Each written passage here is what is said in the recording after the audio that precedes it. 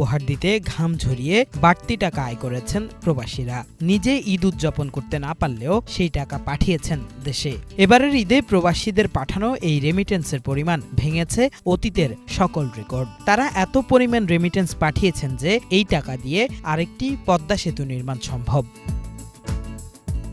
রোববার বাংলাদেশ ব্যাংকের সর্বশেষ হালনাগাদ প্রতিবেদনে জানানো হয়েছে, গেল মার্চ মাসে বিগত সব রেকর্ড ভেঙে ৩ বিলিয়ন মার্কিন ডলার রেমিটেন্স পাঠিয়েছেন প্রবাসীরা বাংলাদেশি মুদ্রায়, যার পরিমাণ ৪০,১৩৮ কোটি টাকা, যা বাংলাদেশের সবচেয়ে ব্যয়বহুল প্রকল্প পদ্মা সেতু নির্মাণ ব্যয়ের তুলনায় প্রায় ১০,০০০ কোটি টাকা বেশি। পদ্মা সেতু নিয়ে একসময় দমভক্তি করা শেখ হাসিনা তুচ্ছ-তাচ্ছিল্য করতেন এই রেমিটেন্স যোদ্ধাদের। তার আমলে প্রবাসীদের বিমানবন্দরে লাঞ্ছনা, ভিসা প্রতারণা এবং দূতাবাসের অসহযোগিতার অভিযোগ ছিল অহরহ। এমনকি জুলাই অভ্যুত্থানের